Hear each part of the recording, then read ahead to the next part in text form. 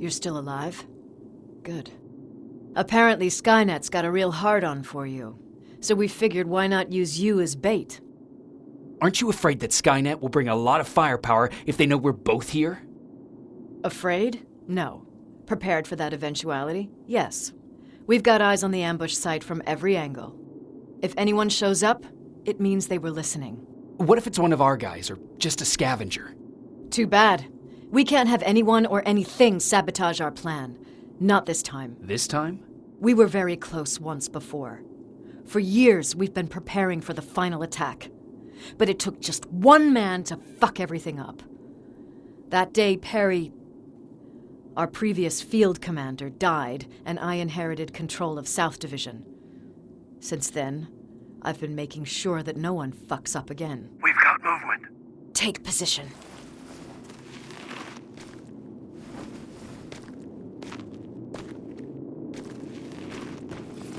What do you have? A hooded man's walking down the street. Might be a scavenger. Rivers, you saw him. Is it the same model? Is it the infiltrator? I can't tell. We're waiting for your signal. I think that might be it. You think? Good enough for me. Cease fire! Cease fire! Target down! I repeat, target down! Go check him! Eyes on the target. Proceed with caution. Is he dead? What the fuck? It's the target! It can't get away. Fire at will!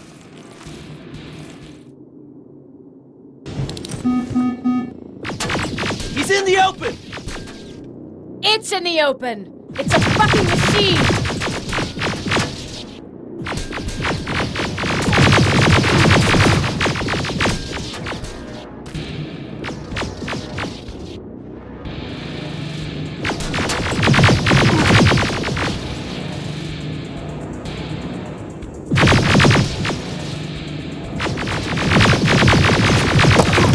It's backed against the wall!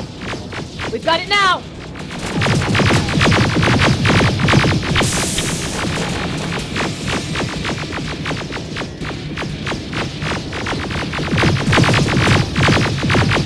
What the fuck? Everyone on me!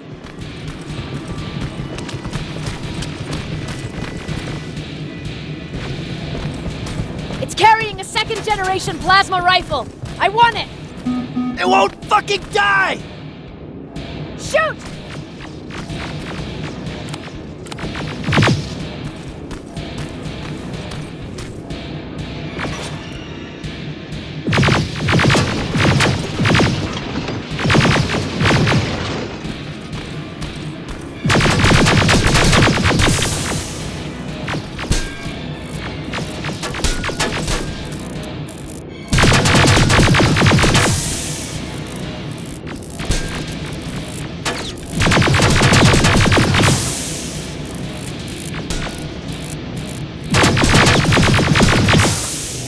It's on the move! Take cover!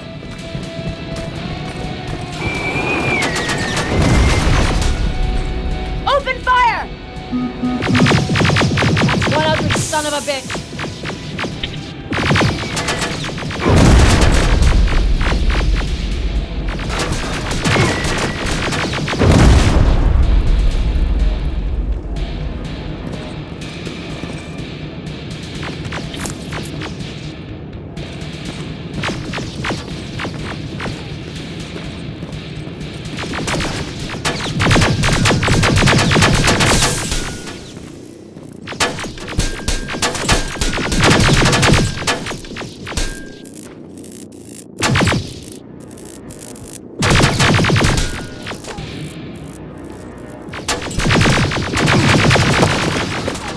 Not again! Follow it!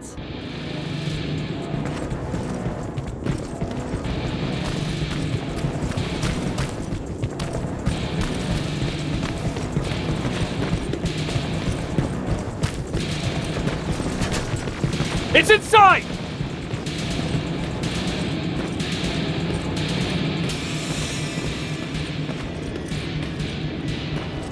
Rivers!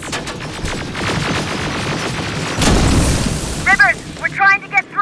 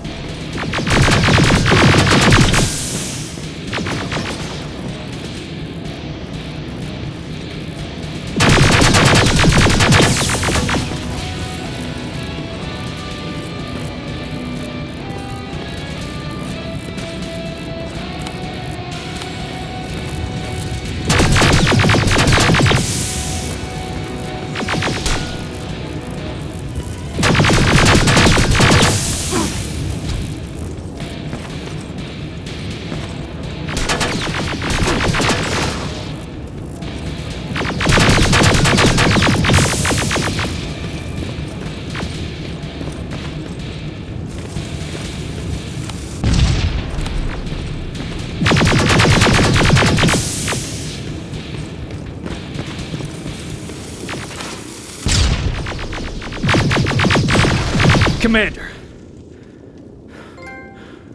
We got it.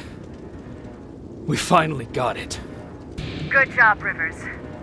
Stay there. We're on our way.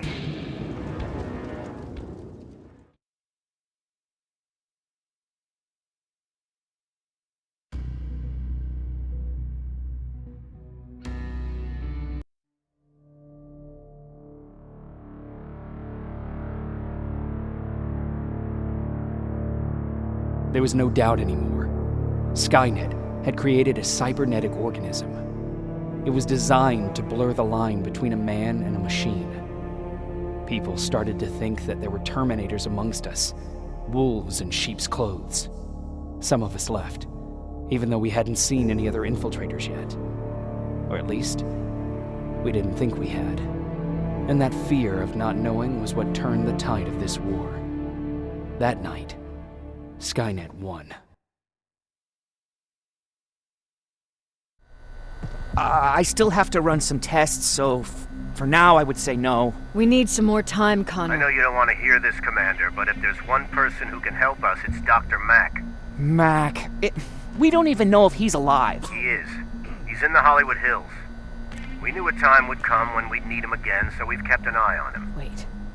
You've been watching him without telling me? Let your emotions cloud your judgment before, Commander. That's why I decided that Mack's whereabouts were no longer This is your bullshit. concern. He can't just magically fix all of our problems. He's a man, not a god. A man that makes That's mistakes. enough, Commander. You know what happened last time. He's the reason Perry's I dead. said that's enough. Sergeant Rivers? Yes, sir. TechCom believes that being marked for termination is a badge of honor. A sign that we're doing something right. We wear it proudly. And knowing you're wearing such a badge, Rivers, is all I need to trust you with handling this mission. Commander Barron will fill you in on the details. Good luck, soldier. Over and out. Looks like you're going to Hollywood Hills.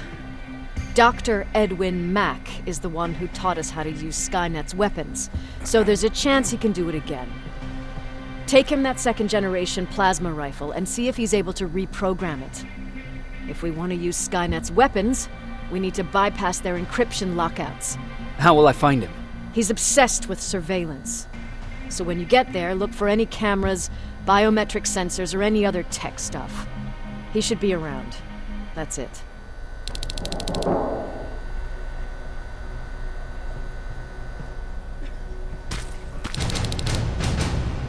What do you need? Was Mac the one whose drone you smashed? Yes. Yes, it was. I've never told this to anyone, but before I met Mac and Perry, I was wandering alone. Didn't have a map, so I drew one myself.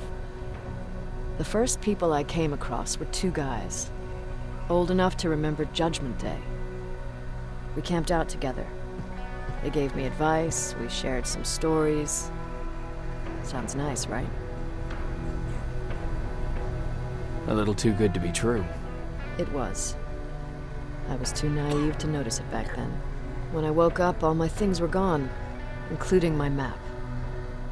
There I was, lost in the desert. Thirst and hunger. I knew I was gonna die. I passed out with my face in the sand. But next thing, I was lying in a bed, bathed and wearing clean clothes.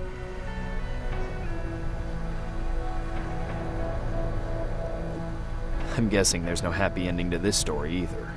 You're starting to learn. Through the window, I saw thousands of Terminators. First, I thought it was a work camp.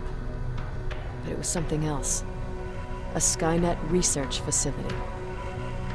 They kept me alive, but I didn't know why. I thought I was the only human there. But after a while, someone came into my cell.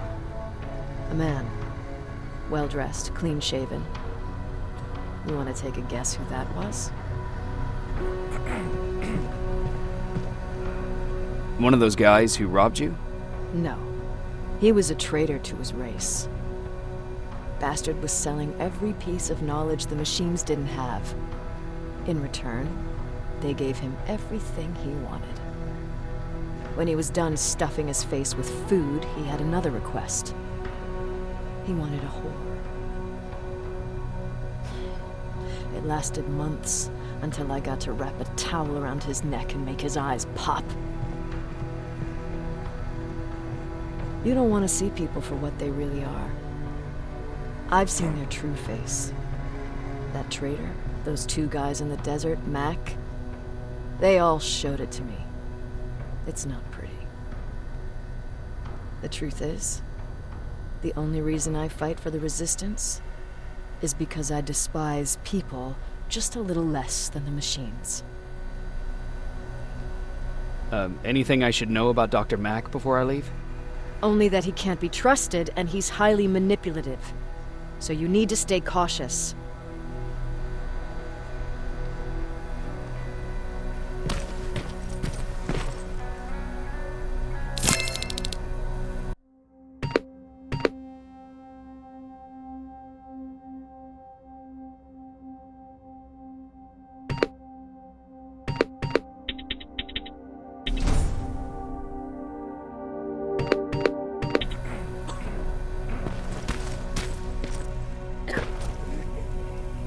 Jacob, do you have a minute? Of course. I've heard that you're going to Hollywood Hills. Well, with Baron yelling like that, the whole shelter heard. He wanted me to tell you if I needed anything, so here it is. When you get to Hollywood Hills, could you stop by my old house? It's near the Griffith Park tennis courts. I wonder if Peter went there and left something for me. I know he'd be stupid to go there, since now it's behind the Annihilation line, but then again, he was always full of stupid ideas. I'll see what I can do. Thank you.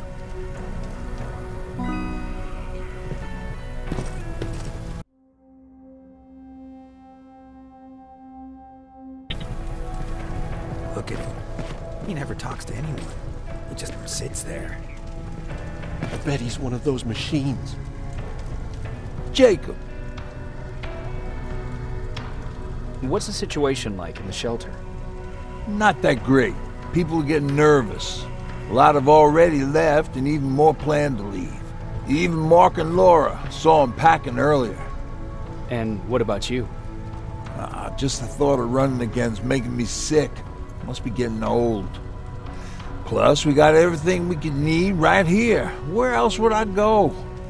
Besides, I have faith that Baron would never let anything happen to this place. She's way too uptight about security. What happened after you started your camp? Honestly, not that much. At least not in the beginning. When we gave up on the idea of getting in touch with anyone, we just tried to adapt. Temperatures fell, we had to scavenge for food. All of a sudden, that became our life. When did you first hear about Skynet? Oh, that came years later. We did hear some rumors about robot warriors, but you must understand how crazy it sounded back then. And that wasn't even the most insane story out there. My favorite one was about the radioactive squirrel zombies. Well, I know how stupid it sounds, but we managed to have fun in our little commune. I still had my guitar with me. We talked a lot about how we're gonna be famous, because we're the only living band in the world. What was your band's name? Well, we were thinking about changing it to Survivors, but something similar was already taken. We were just stupid kids, not realizing what was going on. We paid the price for it the first time we saw a tin can. I was tuning my guitar when I heard a strange noise. I found out later that it was a T-400. Must have heard me play. It didn't even have the decency to look scary.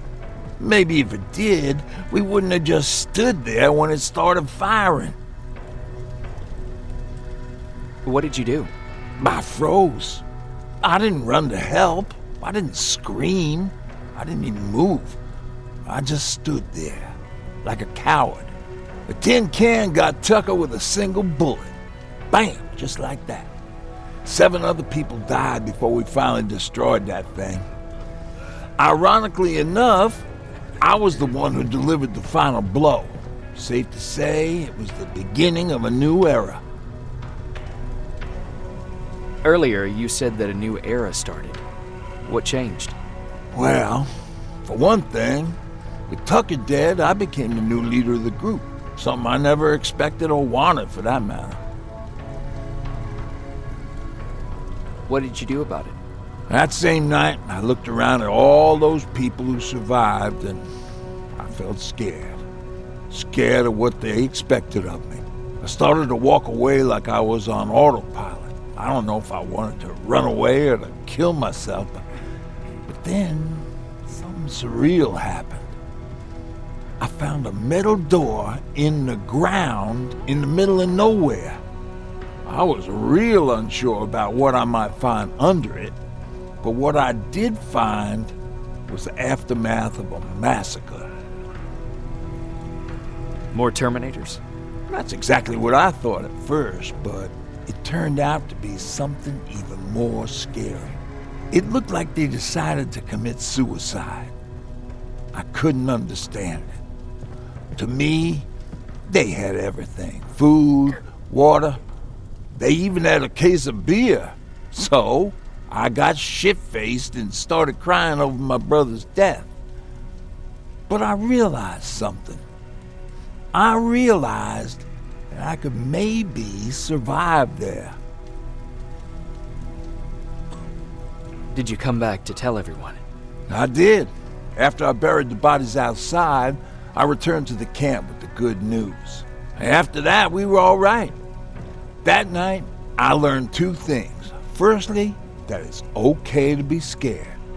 Secondly, that there are 2 sides to everybody. Ironically, me being a scaredy cat turned me into a good leader. And that's how I found that place, and that's what motivated me to help others. But Tucker, well, he was a leader from the start, but he had an ugly side too. He killed those who opposed him. He was a real scumbag, but he was my brother. He made me want to be a good person for the both of us. A hangover wasn't a high price to pay for that lesson.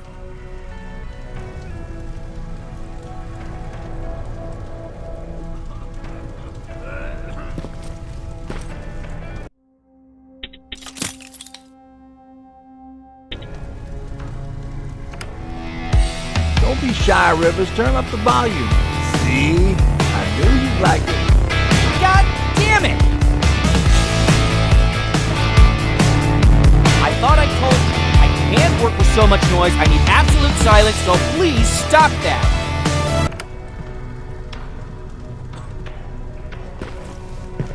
I swear I should just join Skynet!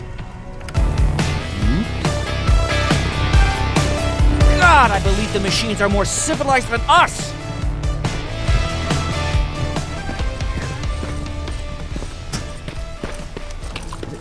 Is it true? human now? Or what's with the dog? They've been like that ever since they brought that thing in. Jacob, I didn't see you there. Is everything okay? You seem far away. Nothing can get past you, can it?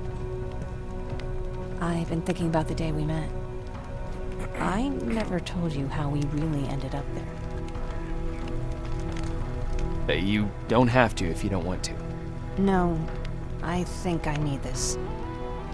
It's been eating at me all this time. That day, loud hammering woke me up. When I came downstairs, I saw my father nailing the window shut. Through the crack, I saw them coming. Hundreds of metal heads and their red eyes. Even though they're just empty shells, I could feel the hate radiating from them. What did you do? I made Patrick stay upstairs and went back to talk to my father. We argued for a minute or two, and I tried to pull him away from the window. He pushed me away. I tried it again, but he shoved me. And this time I fell. I didn't recognize him as he was reaching for his shotgun. He said, I shouldn't worry about the machines. They wouldn't hurt us. I don't even remember how. But the gun was already in my hands. I closed my eyes and went someplace else. Didn't even hear the shot. I didn't hear Patrick's steps either. He saw you? He did. He was staring at me like I was a stranger. He didn't scream or cry, he just stared. I threw the gun away, grabbed Patrick, and tried not to notice the hole in my father's unmoving chest. As we ran, I could hear them coming, so we found somewhere to hide. Then you came. I wanted to tell someone about all this, but I was afraid to. You don't have to be afraid. I'm not. Not anymore. We talk a lot about how heartless the machines are. And I started to think that maybe I was too. I probably would have convinced myself of that if it wasn't for you keeping me sane.